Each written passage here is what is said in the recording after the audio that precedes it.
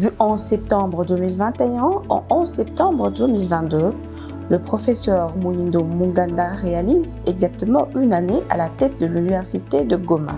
Et à sa tête, il y a eu différents recteurs, et à la tête donc des différents comités de gestion.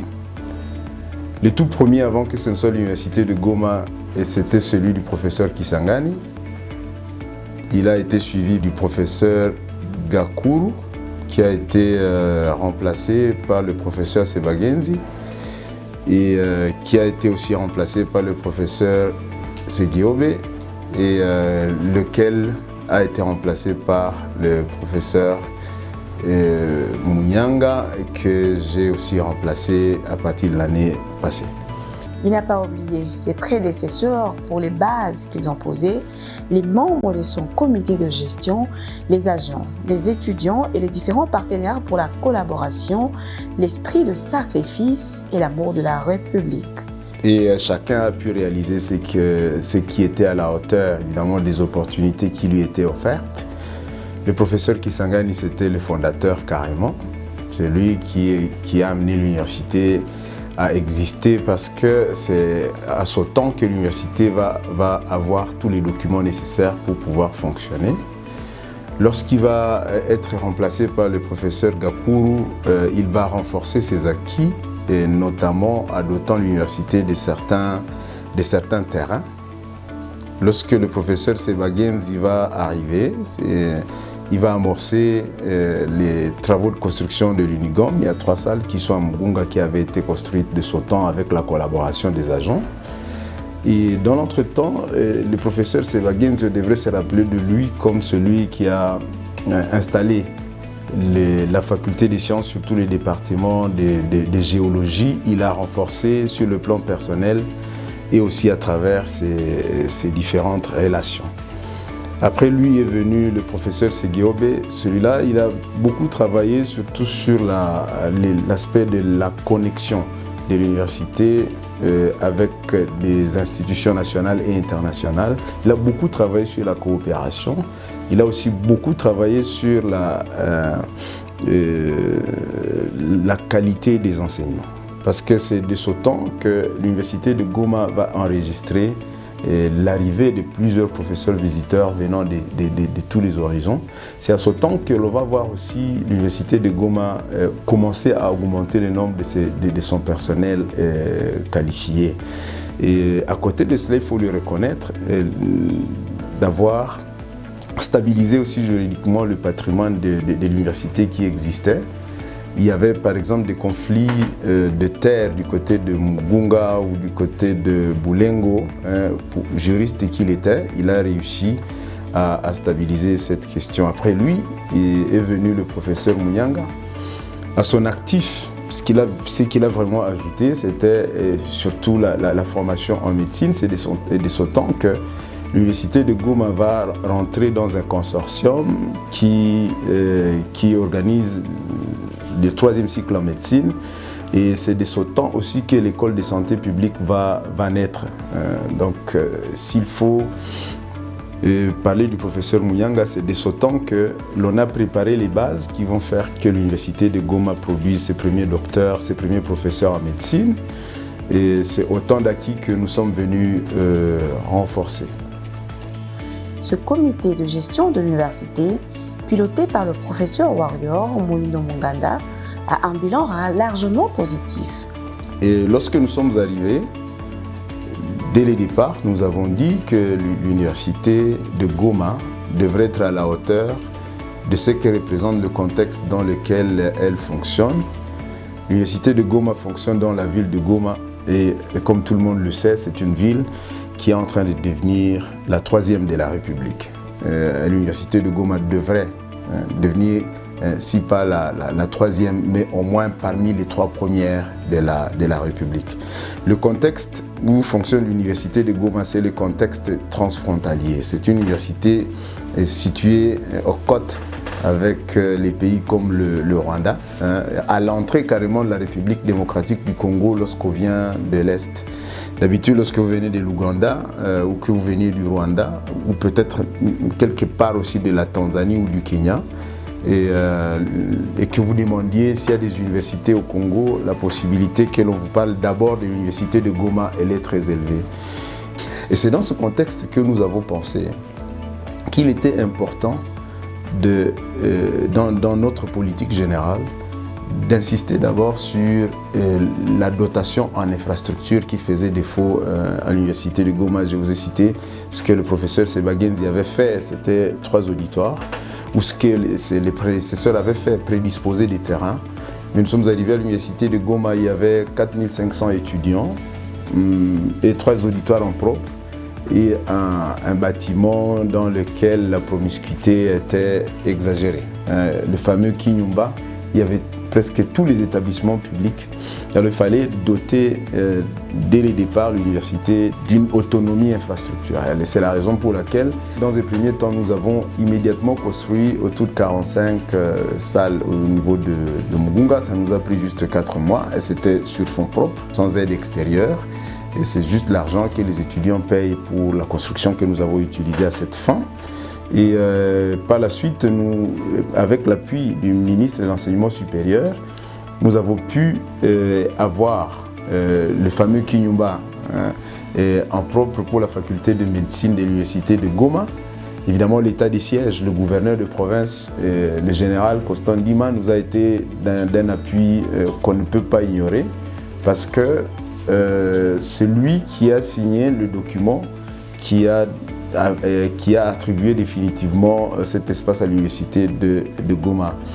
Et dès que nous avons eu ce deuxième espace, il était possible de commencer immédiatement à y construire une clinique et elle est en cours de construction. Il nous a été possible d'y construire aussi le laboratoire qui va être bientôt inauguré. Et tout cela va aller dans le sens de la construction de la faculté de médecine parce qu'il faut le rappeler, la faculté de médecine de l'université de Goma est parmi les rares meilleures de la République démocratique du Congo parce que lorsqu'on en a fermé partout dans la République, celle-là, pas qu'elle ait été repêchée, elle a été retenue parmi les 16. Et alors, retenue parmi les 16, il fallait créer un cadre dans lequel cette faculté peut fonctionner. Et cela date d'une année depuis le nouveau comité de gestion qui est en train d'œuvrer pour le moment. Ces progrès ont été bénéfiques pour nous, les étudiants, personnellement, nous, de médecine. Et en dehors de ça, il y en a qui font d'autres facultés, genre, c'est pas société et autres, qui sont en train de se retrouver dans des conditions vraiment favorables en ce qui concerne les auditoires. Auparavant, on ne savait pas où aller pour faire nos stages professionnels de vacances. Mais dorénavant, c'est déjà une très bonne chose parce qu'on aura là où nous allons nous exercer, nous allons étudier en pratical. Tantôt on étudiait de manière théorique, on ne faisait qu'apprendre les choses en général, tandis qu'aujourd'hui avec ces cliniques, on saura apprendre en faisant, comme ça se dit, learning by doing. Dans cette année, ils viennent de faire de grandes réalisations, et notamment il y a la construction des auditoires à Mugunga, 45 auditoires, une clinique universitaire en pleine construction. Nous avons un laboratoire en pleine construction.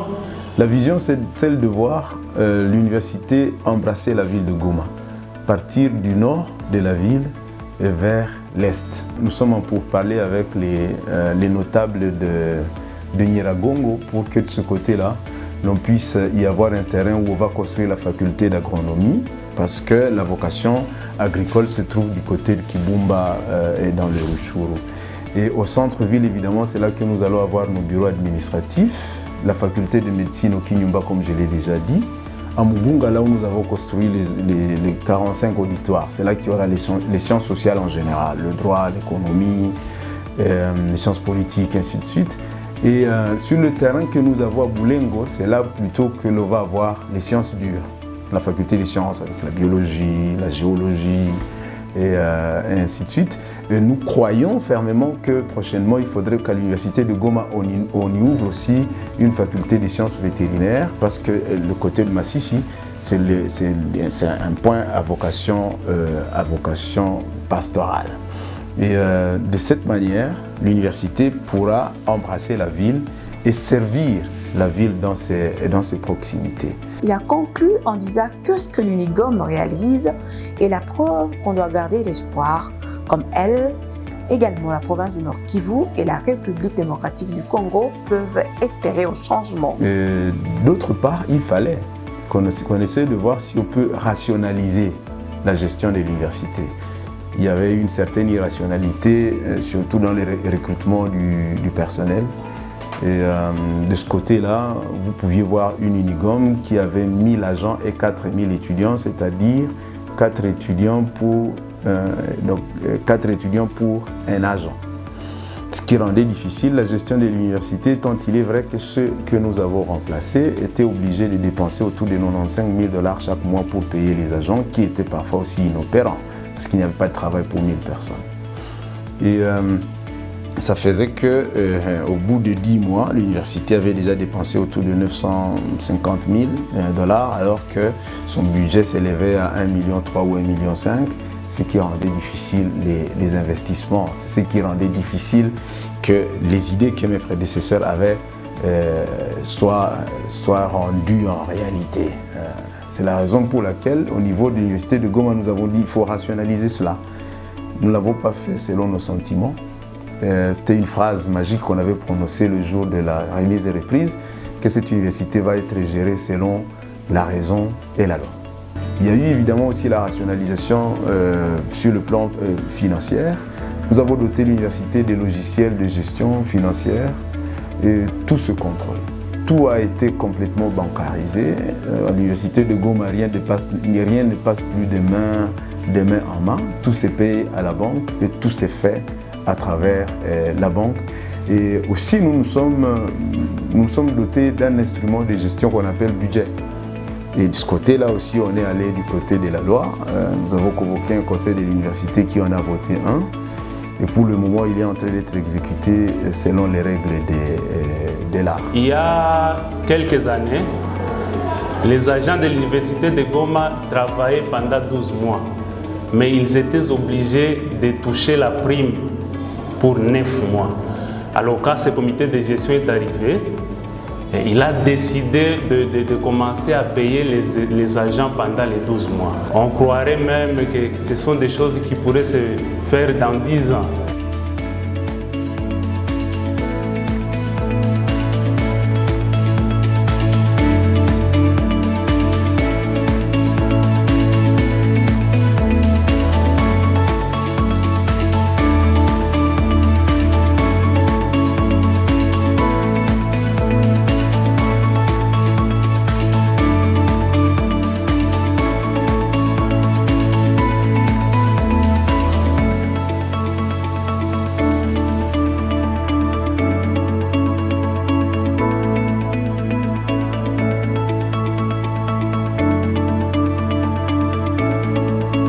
Le troisième volet sur lequel nous avons commencé à travailler, c'est le volet de la capacitation, de nos agents. Pour ce qui concerne les enseignants, nous avons signé des accords avec l'UPN de Kinshasa. Nous avons aussi signé des accords avec l'UOB de Bukavu. Nous avons aussi signé des accords avec l'UCG de Butembo. Il y a la possibilité dorénavant à l'université de Goma que les assistants et les chefs de travaux qui n'ont pas de DEA puissent suivre leur formation ici à travers ce type de collaboration.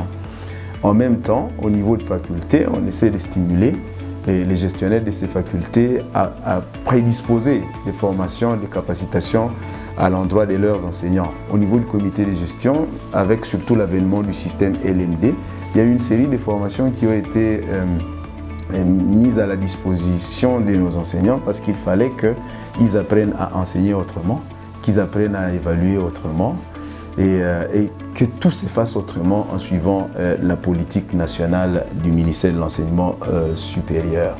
Au niveau de nos agents administratifs, chaque lundi, depuis un certain temps, ils suivent des formations spécifiques. Parfois c'est l'informatique, parfois c'est l'anglais. Je sais que bientôt, ça va être une formation en gestion et évaluation des projets. Il s'agit à ce niveau-là de travailler sur la qualité des ressources humaines. Et, au niveau du social, le temps que nous avons été ici, nous y avons pensé avec une amélioration de ce qu'ils avaient comme revenus, parce qu'auparavant, ils n'étaient payés que sur 9 mois, mais nous avons opté pour les payer sur 12 mois, ce qui fait une augmentation de 33,3% de ce qu'ils gagnaient auparavant. Pour qu'ils se sentent encore à l'aise, l'université de Goma dispose déjà d'une cantine qui permet à l'agent qui n'a pas à manger à la maison, ou plutôt il a besoin du cahier pour son enfant, il peut se servir au niveau de l'université et ça s'arrange plus tard et à l'interne. Sur le plan social, il y a une politique que nous sommes en train de mettre en œuvre, ça c'est maintenant pour les enseignants, de telle manière que l'enseignant qui a des difficultés à poursuivre ses études peut venir prendre un prêt au niveau de notre caisse et qu'il se paye facilement ses études. À partir de l'année prochaine, il y aura carrément une vingtaine de bourses qui vont être octroyées par l'université aux enseignants qui vont démontrer qu'ils méritent particulièrement d'être accompagnés par l'université. Sur le plan social, il y a un élément que il ne faudrait pas que j'oublie. À partir de l'année prochaine, nos agents vont être enregistrés et abonnés à une mutuelle de santé. Il va se faire qu'eux, ainsi que leurs dépendants, ils n'auront plus beaucoup de problèmes à se faire soigner, au moins pour des maladies qui ne sont pas compliquées. Donc, comme vous voyez, la réforme que nous avons mise en place, même si ce qui est trop visible ne concerne que les aspects infrastructurels, mais il y a aussi les aspects de la rationalité de la gestion, tant les ressources humaines que les ressources matérielles. Il y a les aspects de la capacitation du personnel, tant académique que administratif. Et il y a aussi les aspects du social qui ont été aussi mis sur la table. Je crois que c'est sur ces 4 éléments que le comité de gestion qui a été mis en place et que moi je dirige actuellement devrait rester dans la mémoire de tous ceux qui connaissent l'université de Goma et qui l'aiment aussi. Quant aux perspectives d'avenir, l'UNIGOM compte accueillir plusieurs autres étudiants venus de partout. Le recteur, professeur Munganda, promet ajouter de nouveaux bâtiments modernes pour faire de son université une référence en RDC.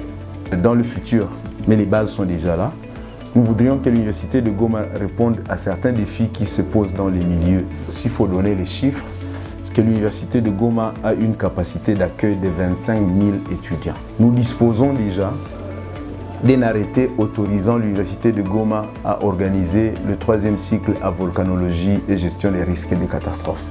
Mais pour le moment, je crois que l'on peut dire de l'université de Goma qu'elle vient de trop loin et tous ceux qui sont passés par ici ont tenté de donner leur contribution et nous, la nôtre, modeste, nous sommes en train de la donner depuis une année et je crois qu'on est sur le bon chemin et l'appui de nos agents, de nos étudiants, de la ville et des autorités nous a été capital. Et c'est cet appui qu'il faudrait qu'on continue à solliciter parce que l'université de Goma est en train de démontrer qu'elle peut participer à la transformation de la société si elle est appuyée et si des intelligences se mettent ensemble pour appuyer la vision que nous avons présentée brièvement.